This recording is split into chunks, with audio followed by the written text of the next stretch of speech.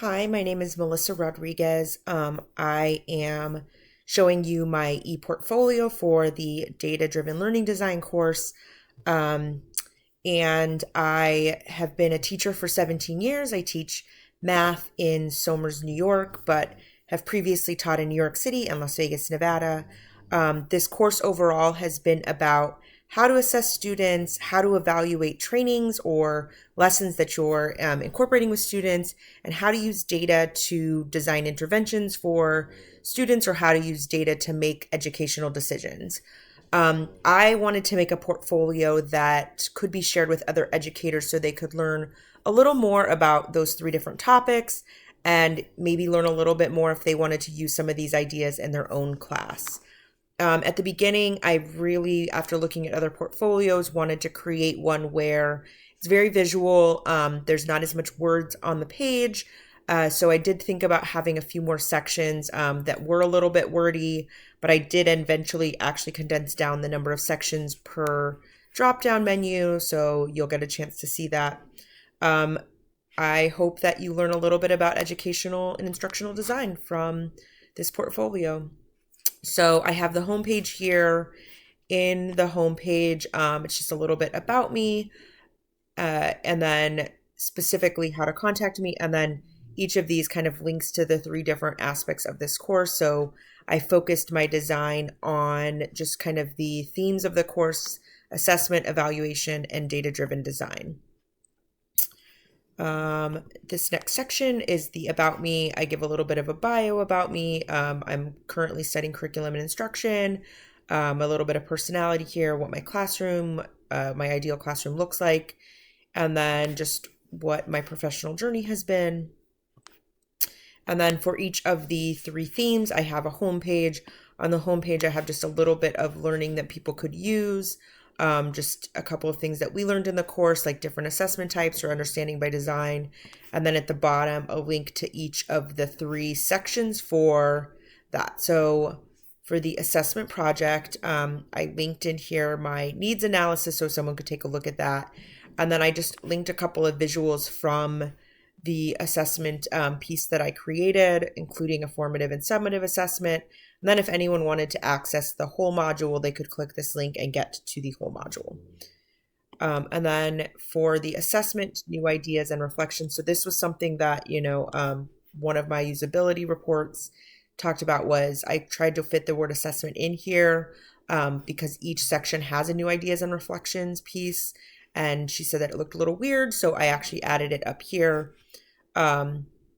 And then in this section, you can learn a little bit about some new ideas that I learned, like how to conduct a learner's needs analysis or using backwards design. And then I gave a little reflection about what I learned in doing this project, the assessment project. And then references and resources, I have this section for each topic, but for this one, I specifically wanted to have a place that teachers could go and learn a little bit more about understanding by design. These videos were super helpful for me during the course, so I added them in here, and then the references for what I used both in the project, in the course, and then on to evaluation. So for evaluation, the main picture here is Kirkpatrick's 4 levels of evaluation, and then again, a link to each of these sections inside of this specific tab. So the evaluation project, this is a link to the initial training that I gave students, the level 1 reaction tool, the level 3 measurement tool, and then my executive summary if people wanted to learn more about that. And then in here, my new ideas and reflection, again, I wanted to have some things that people could learn about.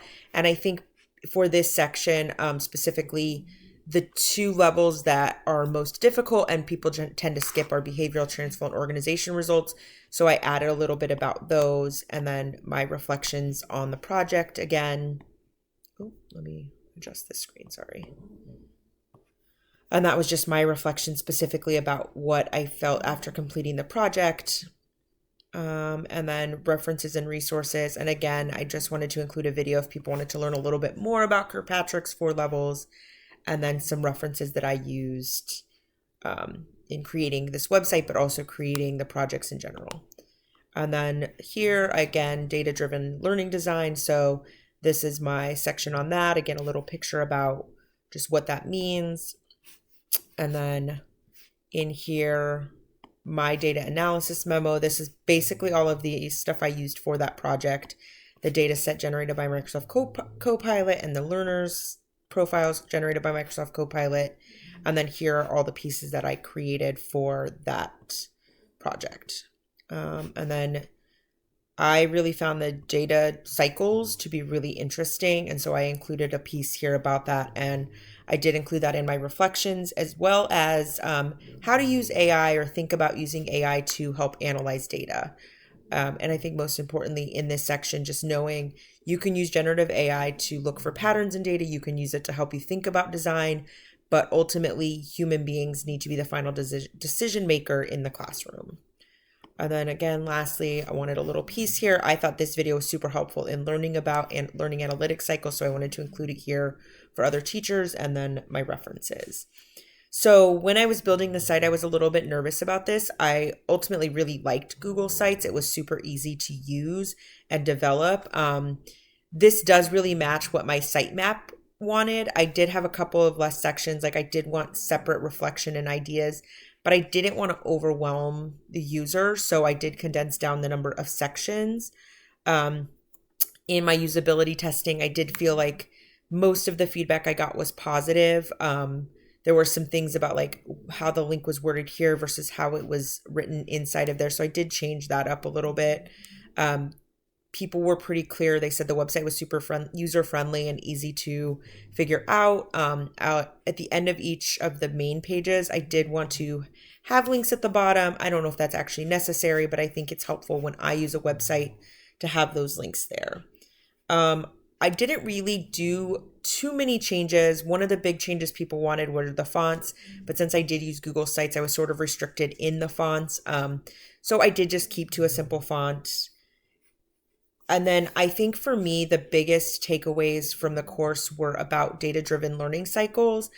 I've used data to think about learning, but I like the idea that this process is iterative, and that you think about doing an intervention, but you need to collect data on that intervention and keep refining and refining until students are really understanding things. I think that's a super interesting way to look at data and look at learning cycles.